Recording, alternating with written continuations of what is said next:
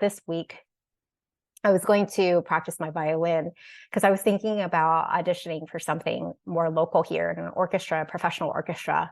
And the auditions are in October. When I came back from Prague and other parts of Czech Republic where we were performing. So this summer I had gotten into an orchestra. There were people from all over the world in it, and there were professionals in it. There were also people who were studying music at conservatories and pretty high level. It was intense, 6 hours of rehearsals a day. And then we had 11 performances over a course of a month. When I was in the midst of all that, at first it was pretty rough because I went from not practicing, like zero pretty much. I actually got audition tapes from 3 years ago and submitted it. So it went from like zero to a little bit a week or two before, and then all the way in. Every concert had different repertoire. There were a couple of concerts where we played the same repertoire, but each concert had at least 3 different pieces. And that happened at least 3 or 4 times. You had to learn all brand new music and at a high caliber, because it wasn't like I could just slide on the rug and in a super amateur kind of setting. It was like very high level stuff.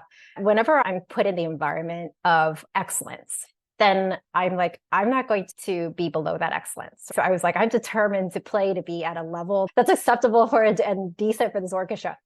One thing I noticed was like, wow, just surrounding myself with these amazing musicians, it just lifted the bar. It raised the bar just by being around them, and the excellence that I ended up being able to like foster in myself during that time frame. When I came home, I was really determined to practice. I thought to myself, well, I'm going to be really good, and now I'm going to practice an hour a day. And I was pretty good at first, and then something came up that interrupted my flow with it. I started noticing myself slide, like, oh, now I'm practicing only a few days a week. I really noticed the power of surrounding yourself with excellence and surrounding yourself with other people who are doing similar things or having that aspiration. Like when everybody else's aspiration's high, then you just get raised that vibration.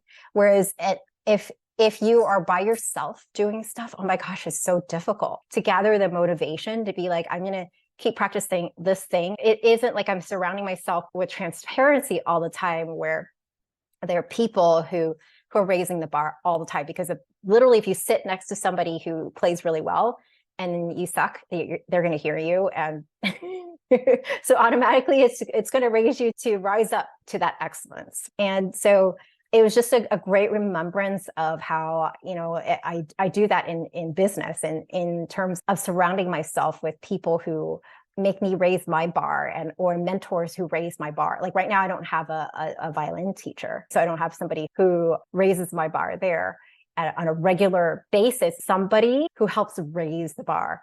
And then being in that environment, it just pulls me forward so much faster. So that was another reflection about how I am doing it well in business, surrounding myself with people. And that's what helps uplift me and helps me grow. But for violin and music, it's not that way yet. So the question for yourself is, what would you love to really raise the bar in your life? Maybe it's something personal you're working on. Maybe it's something in the business that you're working on. When you can be in that kind of an environment with other people, it just raises the bar. So consider going back into that kind of environment that does that for you, or have a mentor who actually like you are reporting back to, and also having that connection with, because you'll also calibrate to that. So I think one thing that it made me realize too is the calibration, because I was around people who were great. One of our faculty who was there for a little bit of time, he's the concert master of the Philadelphia Orchestra. So now Philadelphia Orchestra is one of the best orchestras in the world. Imagine being there, even if you didn't do too much, like when you're in the environment of him saying certain things, you just catch on, like things just click for you, and so much faster than if not having that kind of guidance. So that was another reflection that I had this week.